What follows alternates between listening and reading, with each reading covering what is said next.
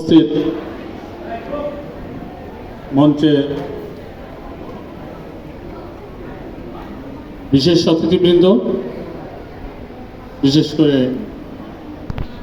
আমাদের রাফিজুল সাহেব, শরীফুল সাহেব, আমাদের আব্দুল উদ্দুস কলেজের একজন সম্মানিত শিক্ষক এবং অভিভাবক, আমার বড় ভাই জহুরুল ইসলাম, হাফিজুর রহমান কাজল,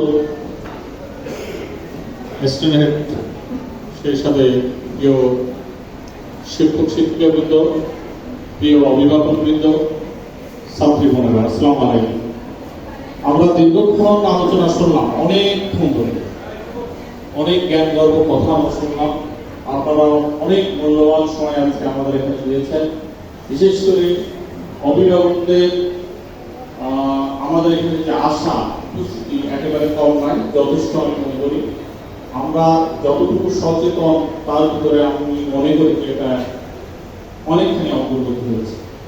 আমরা আশা করব আগামী দিনে এই অভিভাবকদের উপস্থিতির হার আরো বাড়ানো, কিভাবে সেটা সম্ভব সেটা আমরা চেষ্টা করব।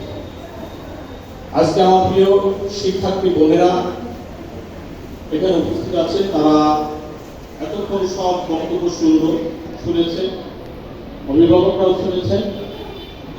আসলে আমি প্রথমে একটি কথা বলেছি, প্রত্যেকটা বাবা মা তার সন্তানের উজ্জ্বল ভবিষ্যৎ দেখতে চায়, কিন্তু উজ্জ্বল ভবিষ্যতের জন্য কি করতে হবে সেইখানে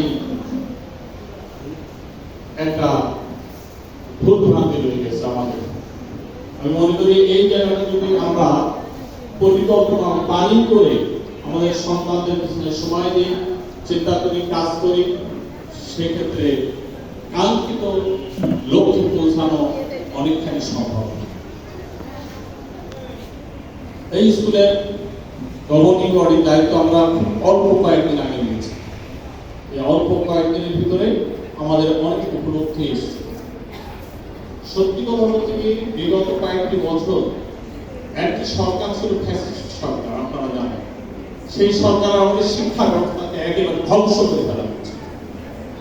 কিভাবে খিচুড়ি রান্না করতে হবে, কিভাবে ডিম ভাজি করতে হবে, কিভাবে আলু ভর্তা করতে হবে, হাঁস কিভাবে রাখবে, সেইগুলো শেখানোর একটা ব্যবস্থা করা হবে। এটা কোনো প্রতিযোগিতামূলক কোনো শিক্ষা ব্যবস্থার ভিতরে পড়ে না। কোথায় থেকে আমদানি করা হয়েছে? পার্শ্ববর্তী মধ্যে সেই শিক্ষা ব্যবস্থা ছিল? কোথাও ছিল না। কোথাও আলু ভর্তা তৈরি করা ছিল না।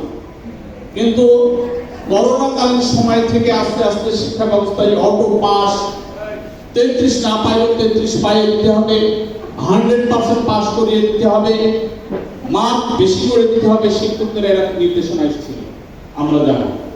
এই নির্দেশনার কারণে লেখাপড়ার মান না পড়লেও পাস, এই যে ধারণা আমাদের গার্জিয়ানদের, আমাদের বাচ্চাদের ভিতরে তৈরি হলো, এর থেকে লেখাপড়ার মান একেবারে কমে গেছে। কলেজে এই যে ফাউন্ডেশন এখানে অত্যন্ত দুর্বল। এবার কলেজে যে এইবার যে পরীক্ষার ব্যবস্থা হয়েছে, আগের অবস্থায় চলে এসছে, এখন আর পাস করছে।